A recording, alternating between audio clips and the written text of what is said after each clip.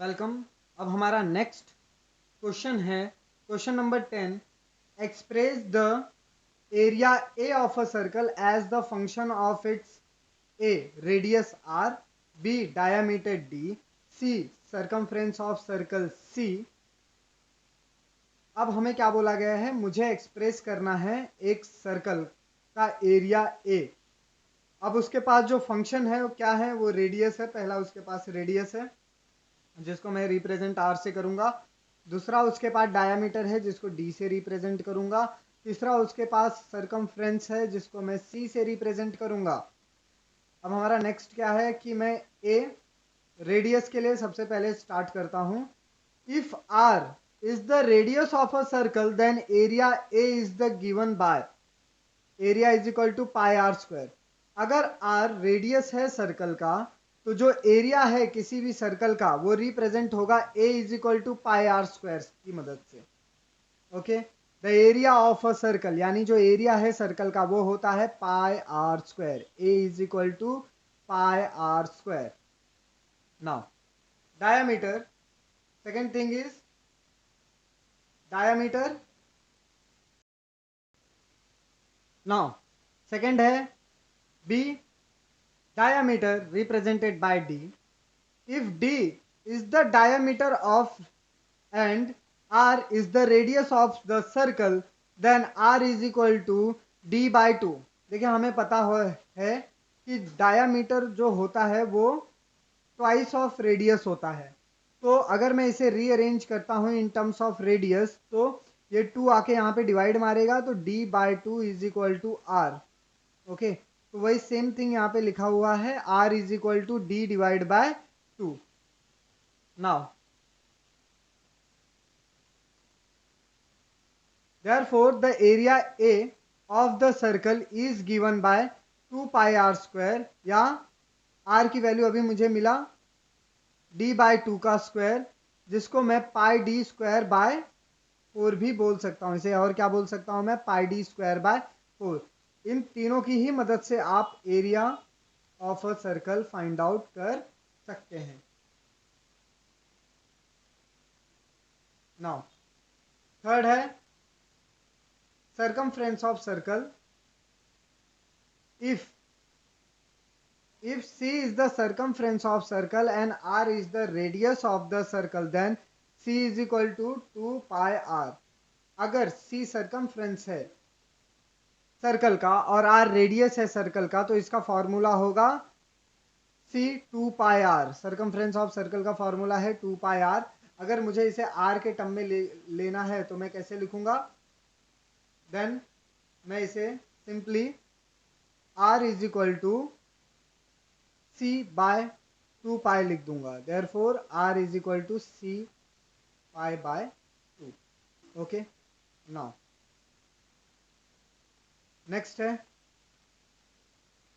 therefore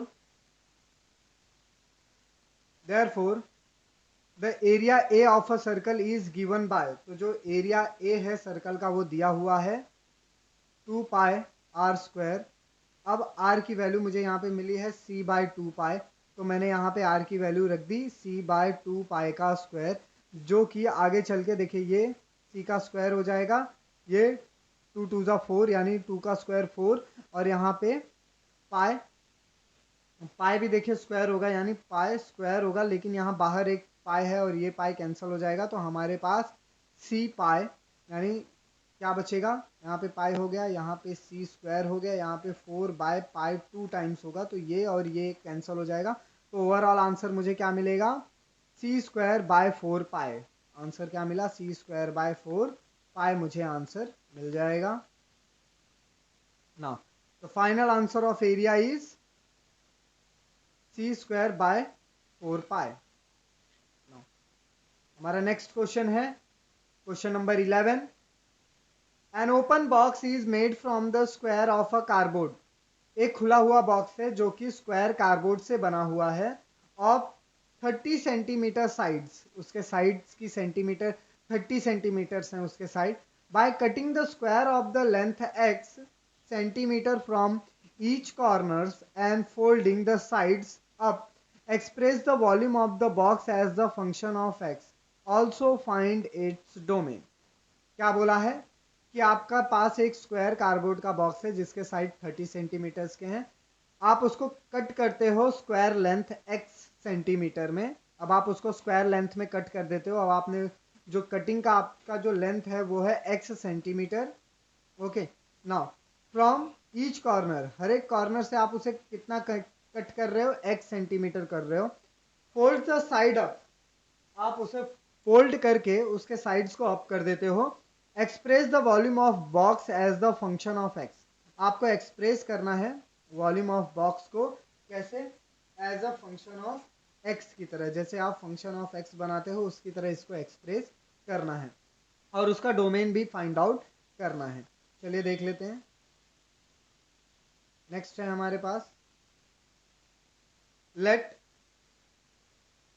F be subset of z into z defined by the solution. मान लीजिए आपका जो f है वो एक सबसेट है, उसमें जो एलिमेंट्स है वो z इंटू जेड टाइम्स है। अब इसका सॉल्यूशन में देखता हूं। यह है आपका वो square box. Okay, this is my square box. ये है हमारा वो स्क्वायर बॉक्स, इसके साइड सेंटीमीटर हैं। अब मुझे इसे ऐसा कट करना है, x टाइम्स कट कर लेना है। मैंने इसको यहाँ से x और यहाँ से x काटा है, इसको मैंने ऐसे और ऐसे x टाइम्स काट लिया है। x लेंथ मुझे नहीं पता बट मैंने 30 माइनस एक्स कर लिया है। अब क्या होता है, दो x मैंने निकाल दिए हैं, तो 30 में से मैं 2 बार x को माइनस करूंगा। यहाँ पे सिमिलरली यहाँ पे मैंने भी यहाँ से भी 2 बार निकाल लिया है, तो यहाँ से भी 30 माइनस 2x हो जाएगा। दोनों साइड से 30 minus 2x, 30 minus 2x। Now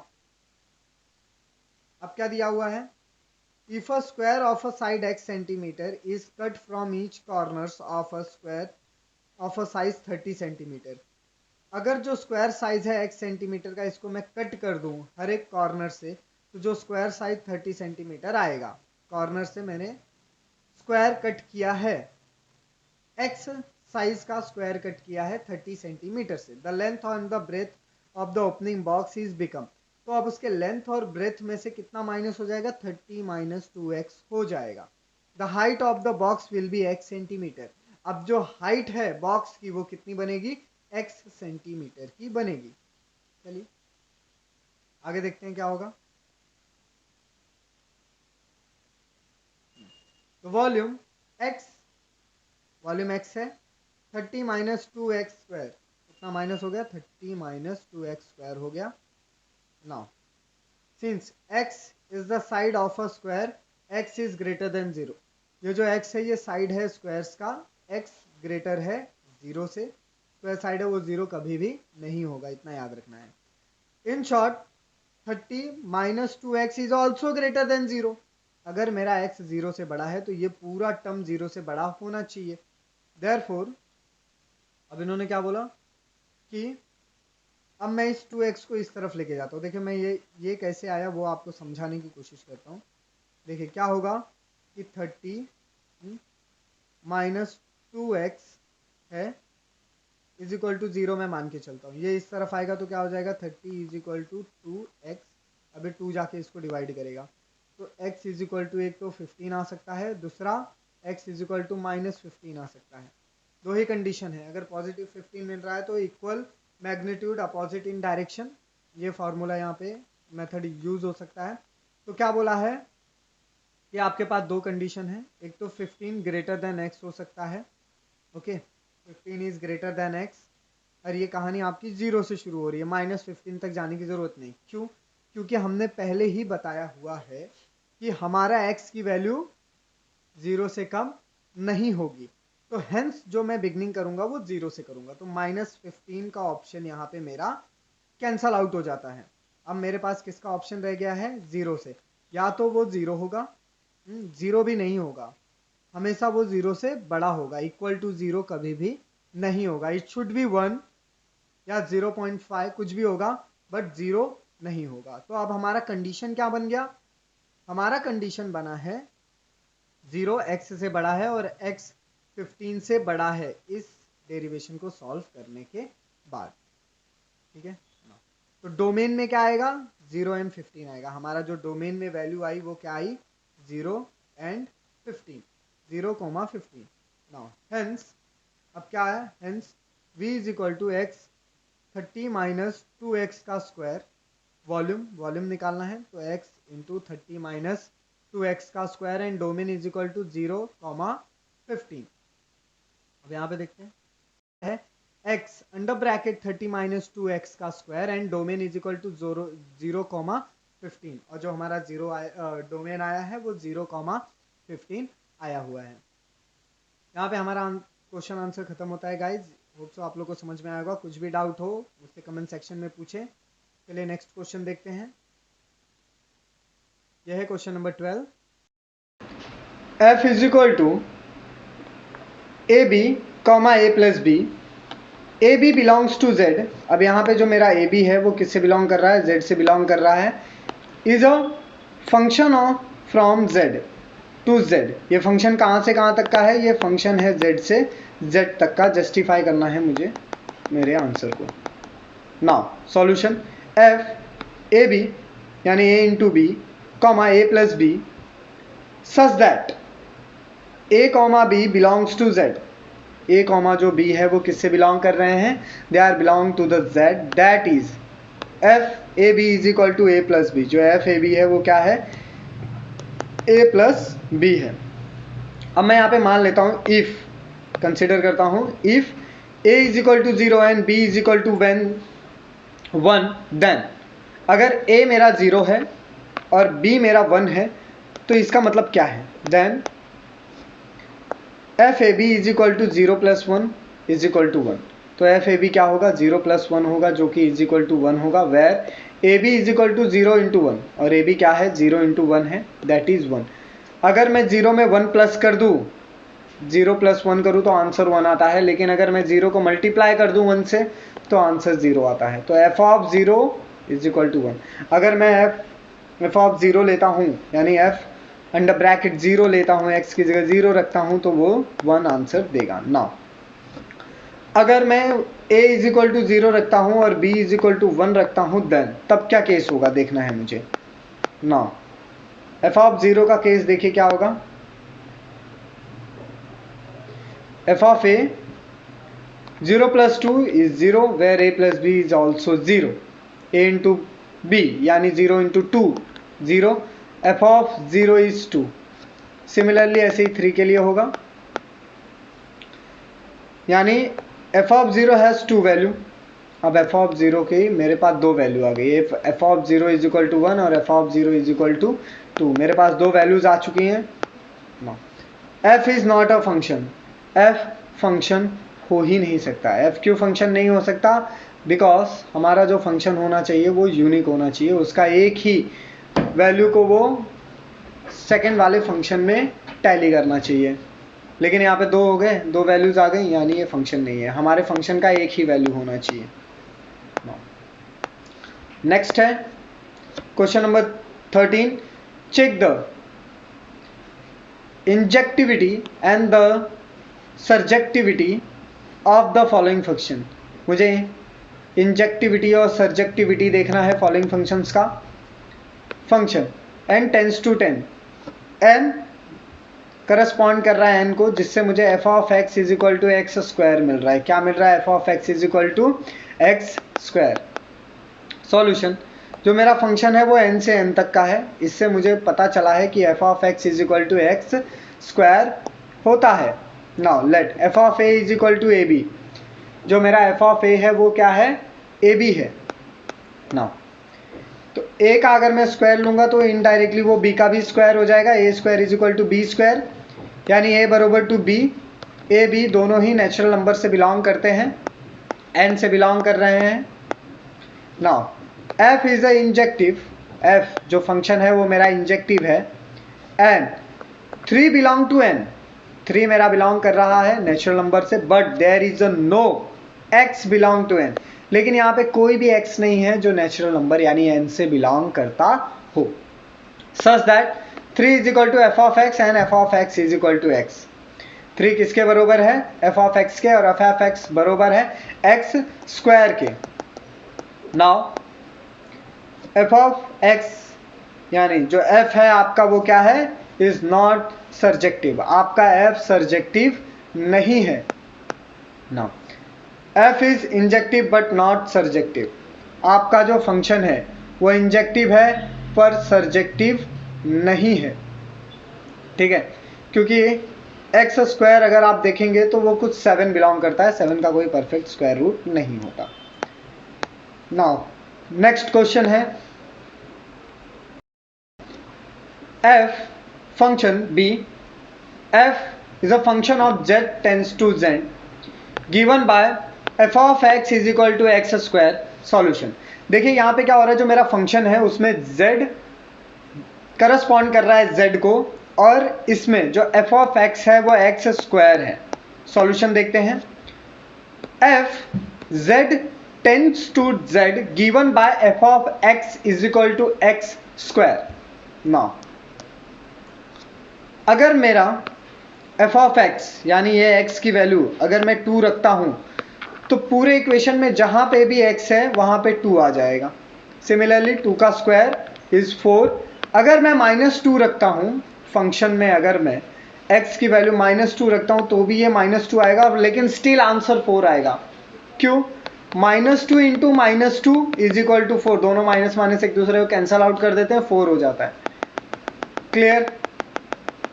now तो अगर मेरा 2 + 2 है एक्स स्क्वायर के लिए और -2 है तो भी दोनों के लिए मेरा आंसर सेम आने वाला है, यानी f2 is equal to f -2, 2 not is equal to -2, it is not injective function. अगर 2 इज इक्वल टू -2 नहीं है तो ये इंजेक्टिव फंक्शन भी नहीं है। ओके, नाउ यहां पे क्या दिया हुआ है, 2 belongs to z but there is a no x belong to z।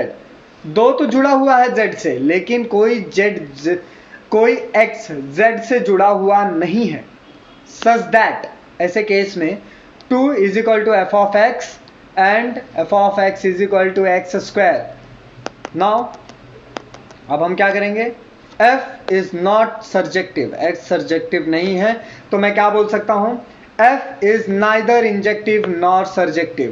तो ना ही मेरा f इंजेक्टिव है और ना ही मेरा f सर्जेक्टिव है।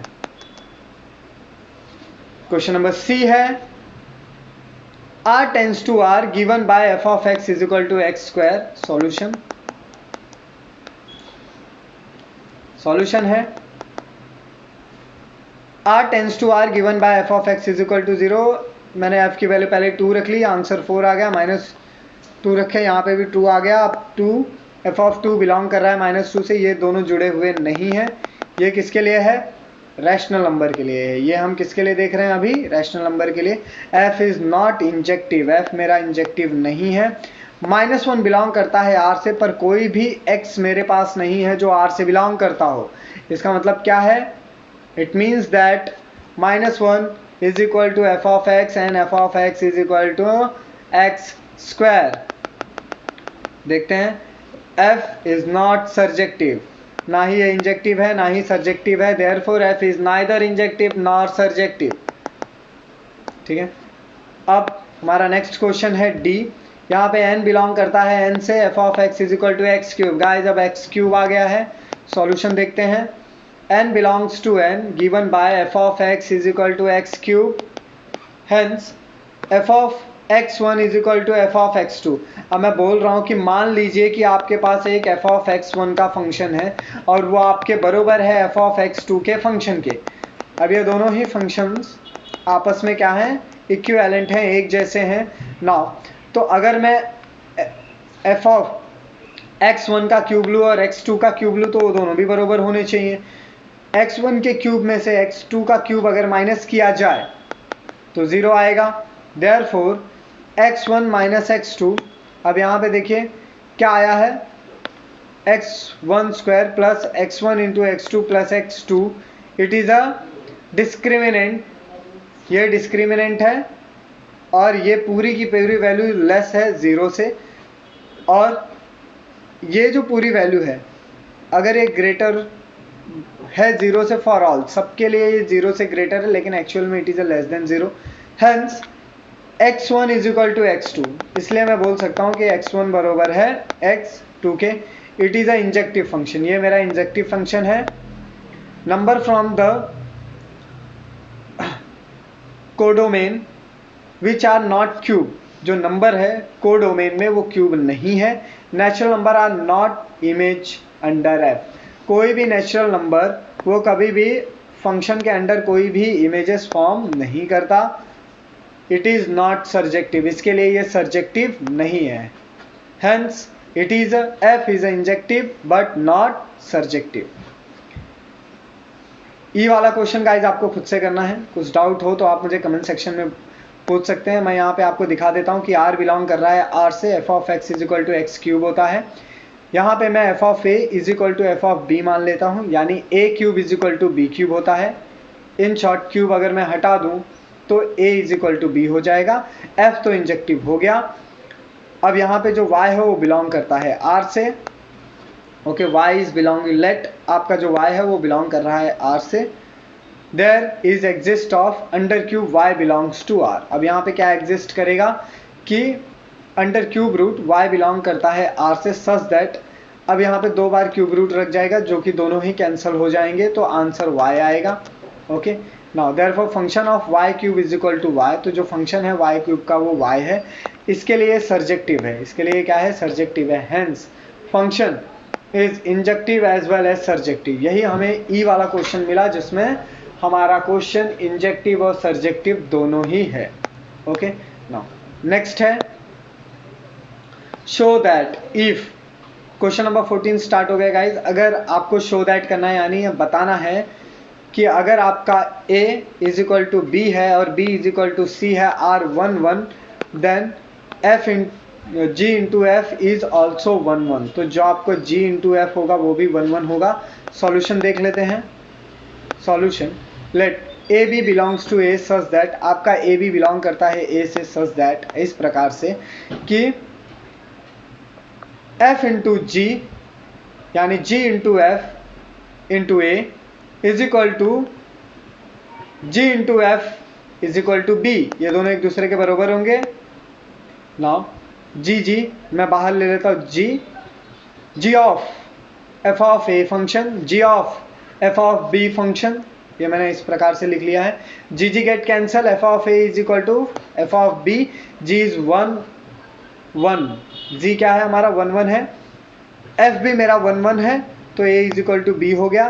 देयरफॉर जो मेरा g इंटू एफ ए है, g इंटू एफ बी है, वो इन शॉर्ट करस्पॉन्ड करता है a is equal to B को।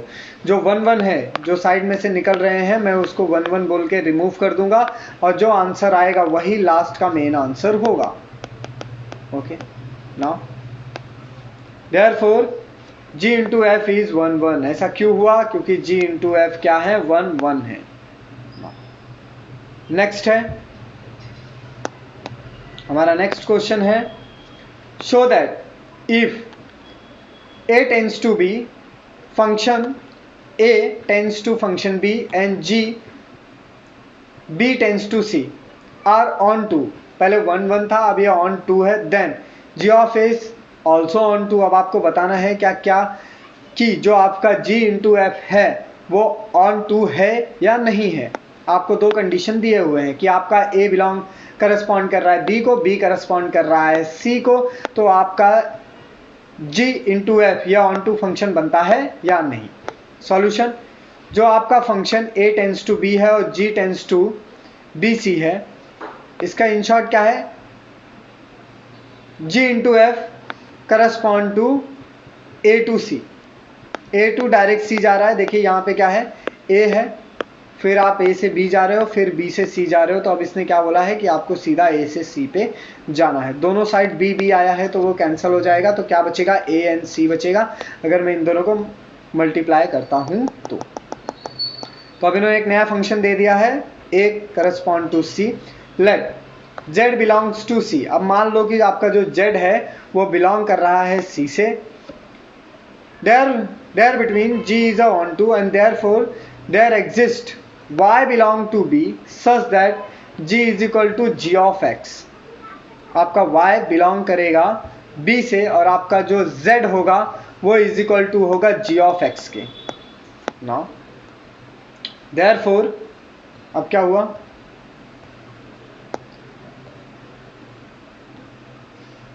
Therefore g is on to and y belongs to b such that g is equal to g of x।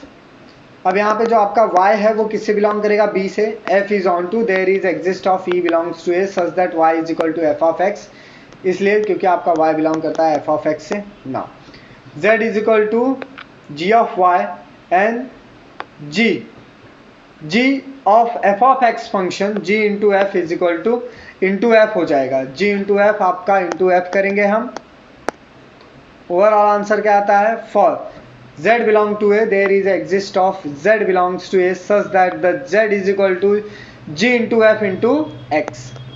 आगे देखते हैं, अगर मैं g नॉट f लेता हूं is on to, ये मेरा on to का फंक्शन हो जाएगा। तो गाइस हमारा आंसर यहीं पे खत्म होता है। नेक्स्ट क्वेश्चन है क्वेश्चन नंबर 16 गाइस। ये क्वेश्चन काफ़ी इंपॉर्टेंट है, काफ़ी इजी है और ये काफ़ी बार एग्जाम में आ चुका है, तो आप लोग इसे काफ़ी केयरफुल्ली कीजिए। नाउ सॉल्यूशन, क्वेश्चन है आपका कि आपका जो f ऑफ x है, अगर आपका f ऑफ x है is equal to 4 power x plus 1 find करना है f माइनस 3 की वैल्यू। गाइस क्या करना है, x की जगह बस -3 रखना है। जहाँ पे भी आपको x दिख रहा है वहाँ -3 रख दो। देखिए यहाँ पे मुझे x दिख रहा था, मैंने यहाँ पे -3 रख दिया है। क्या मिला आंसर, 3 ऊपर आ जाएगा। देखो ये माइनस में है तो ये नीचे चला जाएगा, -3 में से 1 प्लस हो जाएगा तो -2 आ जाएगा। देखिए गाइस आपने देखा होगा बहुत जगह पे ऐसा सेंटीमीटर लिखा हुआ था, इसका मतलब क्या होता है कि 1/सेंटीमीटर दिया हुआ है। ओके, तो अब यहाँ पे क्या लिखा हुआ है, 3 है, ये 4 - 3 + 1 दिया हुआ है। उसके बाद हमें क्या करना है, ये -2 में से -3 में से ये 1 प्लस हो जाएगा तो आंसर क्या मिलेगा, 3 4, 2। यानी कि अब मैं इसे इस फॉर्मेट में लिख सकता हूँ 4/4 का स्क्वायर, 4 का स्क्वायर इज ऑलवेज 16। तो हमारा फाइनल आंसर क्या आएगा, 3/16 यानी 3/16। This is my final answer. काफ़ी छोटा है, सिर्फ आपको x की जगह पे -3 की वैल्यू रख के आंसर निकालना है। कुछ भी डाउट होगा इस कमेंट सेक्शन में पूछे। यहाँ तक अगर आप वीडियो को पॉज करके राइट डाउन करके सब लिख लें, क्योंकि ये आपके लिए काफ़ी वैल्यूएबल और इम्पॉर्टेंट होने वाला है। चलिए नेक्स्ट क्वेश्चन देखते हैं। नेक्स्ट क्वेश्चन काफ़ी सारे हैं, हम इनमें से स्टार्टिंग में से सिर्फ 2 करेंगे। आप कमेंट सेक्शन में पूछ सकते हो मुझसे कि इनमें से आपको किन के ऊपर वीडियोस चाहिए। ओके, तो मैं यहाँ पे स्टार्टिंग के आपके 2 करके दिखा देता हूँ। कुछ भी डाउट हो आप मुझसे कमेंट सेक्शन में पूछ सकते हैं। ओके, नाउ चलिए स्टार्ट करते हैं। Express the following exponential equation in a logarithm form. आपको ये फॉलोइंग एक्सपोनेंशियल इक्वेशन को लॉगरिथम फॉर्म में बताना है। चलिए देखते हैं। सबसे पहले क्या करना है, एक्सपोनेंशियल फॉर्म ले लेना है और लॉगरिथम फॉर्म। इसका अगर 2⁵ है तो 32 आंसर आता है, और जिसका लॉग एक्सपोनेंशियल फॉर्म में ये होता है, लॉग फॉर्म में 5 = log बेस 2 32। सेकेंड है, अगर आपका एक्सपोनेंशियल फॉर्म में 54 डिग्री दिया है =1 तो लॉग में क्या होगा, देखिए ये 0 है, ये वाला 0 यहाँ पे आ जाएगा। log 54 यहाँ पे log लिख के आपको = के इस तरफ 54 बेस में लिखना है और 1 एज सच। ओके, यही डिफरेंस है लॉगरिथम फॉर्म में एक्सपोनेंशियल फॉर्म में। थर्ड है 21⁻1, तो 1 आपका सबसे पहले = इस तरफ आएगा।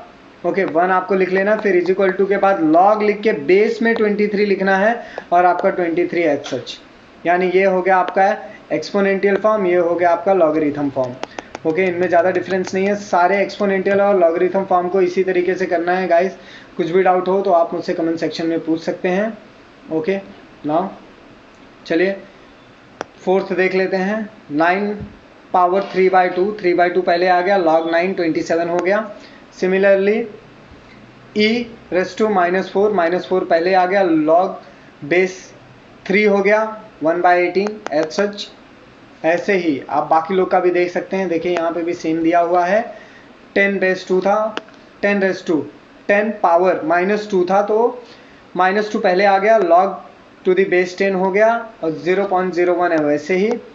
और e इज एक्सपोनेंशियल पावर 2 यानी e पावर 2 था इज इक्वल टू 7.38। तो आपको क्या लिखना है, पहले 2 लिख लेना है, is equal to log base में e 7.38 एज सच। ओके, काफ़ी इजी है गाइज, आप 2-3 बार इसे प्रैक्टिस करेंगे इजीली समझ जाएंगे, लेकिन प्रैक्टिस ज़रूर कीजिए तभी आप लोग को समझ में आएगा। नेक्स्ट है e हाफ है, हाफ आ गया log e 1.68, e raise to -x है, -x आ गया log e -6।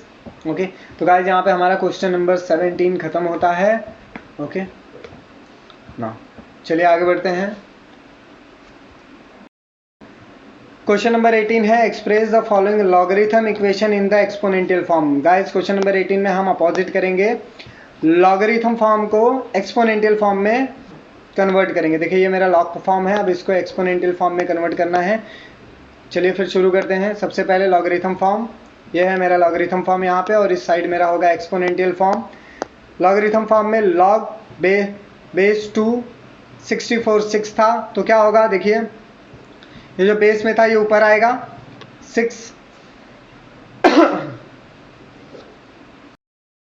देखिए ये जो 6 है ये 6 का आपका पावर बन जाएगा, और जो बेस में 2 है वो आपका रियल 2 बन जाएगा, यानी 2 raise to power 6 is equal to 64। बस इतना ही आंसर है। इसका रिवर्स लेके जाना है, जैसा आपने एक्सपोनेंशियल से लॉगरिथम के लिए जो किया था, अब अपोजिट आप करेंगे लॉगरिथम से एक्सपोनेंशियल के लिए। चलिए देख लेते हैं नेक्स्ट क्वेश्चन। देखिए यहाँ पे क्या दिया हुआ है, 2 इस तरफ है, -2 ऊपर हो गया, यहाँ का 2 कहाँ पे हो जाएगा, -2 हो जाएगा, ये जो 5 बेस में है वो नीचे आ जाएगा, इज इक्वल टू 1/25। ये जो है ये हमेशा याद रखिए 1/25 होगा। ओके, तो ये हो गया मेरा लॉगरिथम से एक्सपोनेंशियल फॉर्म। थर्ड वाला भी सेम करना है, -3 ऊपर, ये 10 नीचे, इज इक्वल टू 0.001 सेम, यानी ये जो -3 है वो कभी भी ऊपर जाएगा, ये जो नीचे का बेस 10 है वो इस जगह पे आएगा, और ये जो वैल्यू है वैसी की वैसी लिख देनी है, लॉग कहीं पे भी लिखने की ज़रूरत नहीं है, क्योंकि एक्सपोनेंशियल फॉर्म में लॉग लिखा नहीं जाता। नाउ क्वेश्चन नंबर 4 है लॉग हाफ। देखिए यहाँ पे क्या दिया हुआ है आपको, लॉग 1/2 दिया हुआ है, 8 क्या है इस तरफ जाएगा, यहाँ नीचे आ जाएगा, सॉरी। नेक्स्ट आपको क्या दिया हुआ है, देखिए यहाँ पे आपको दिया है log half into 8 is equal to -3। तो ये देखिए ये जो है ये यहाँ पे नीचे आएगा, यानी 1/2 के ऊपर -3 का चार्ज, और 8 एज सच यहीं पे रहेगा। ऐसे ही मैं E एंड F को भी कर लेता हूँ, एंड G को भी कर लेता हूँ। आपको कुछ भी डाउट हो गाइज इन तीनों केसेस में तो आप मुझे कमेंट सेक्शन में पूछ सकते हैं। काफ़ी इजी है, डाउट तो नहीं होना चाहिए। आप 2 से 3 बार इसे राइट डाउन करेंगे, आप इजीली सारे लॉगरिथम का एक्सपोनेंशियल और एक्सपोनेंशियल का लॉगरिथम में कैसे कन्वर्जन होता है इजीली सीख जाएंगे। मिलते हैं अगले पार्ट में। अच्छा लगा हो लाइक शेयर सब्सक्राइब करें। Thank you for watching guys. जय हिंद, जय भारत।